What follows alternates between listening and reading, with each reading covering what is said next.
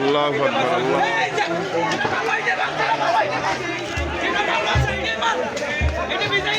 এক রাত, এক আগুন, আর মুহূর্তেই শেষ সবকিছু।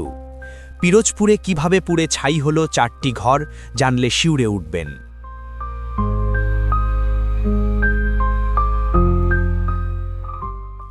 পিরোজপুরের ভান্ডারিয়া উপজেলার তেলিখালী ইউনিয়নে গভীর রাতে ভয়াবহ অগ্নিকাণ্ডে মুহূর্তেই ছাই হয়ে গেছে কয়েকটি পরিবারের স্বপ্ন। বুধবার 1 এপ্রিল রাত আনুমানিক 11টার দিকে ইউনিয়নের 3 নম্বর ওয়ার্ডে আব্দুর রহিম আকনের বাড়িতে এই হৃদয় বিদারক ঘটনা ঘটে। বিস্তারিত থাকছে পিরোজপুর থেকে এস.এম. নূরের রিপোর্টে। তো সার্বিকভাবে বিষয়টা হয়েছে এখানে মূলত এই মাদক ব্যবসায়ী অলি আব্দুল নজরুলের ছেলে, সে আক্রমণ বশত হয়ে এই আগুনে অগ্নিকাণ্ডের ঘটনা ঘটিয়েছে এবং সে রাত্র থেকে সেই ঘটনার পরে সেই পলাতক আছে। তো এই বিষয়ে আমরা এখনও থানায় অভিযোগ করিনি, আমরা মামলাটা করব, অভিযোগ করব।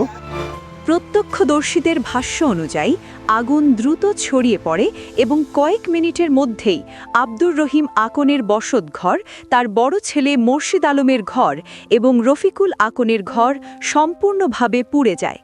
এছাড়া আলিম আকনের ঘর আংশিক ক্ষতিগ্রস্ত হয়েছে। ক্ষয়ক্ষতি হয়েছে।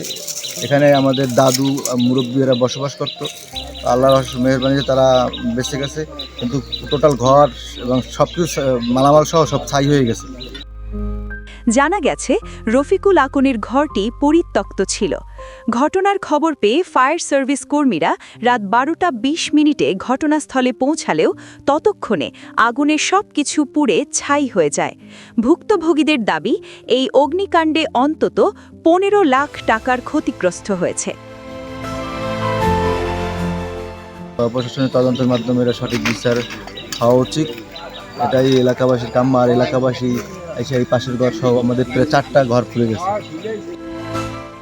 আগুনের সঠিক কারণ এখনও নিশ্চিত হওয়া না গেলেও ক্ষতিগ্রস্ত পরিবারের অভিযোগ, পাশের ঘরের বাসিন্দা এবং কথিত মাদক সংশ্লিষ্ট ব্যক্তি হাফেজ নজরুলের ছেলে অলি এই ঘটনার সঙ্গে জড়িত থাকতে পারে। অভিযোগ রয়েছে তার নিজের ঘরটিও আগুনে পুড়ে গেছে এবং ঘটনার পর থেকেই সে পলাতক।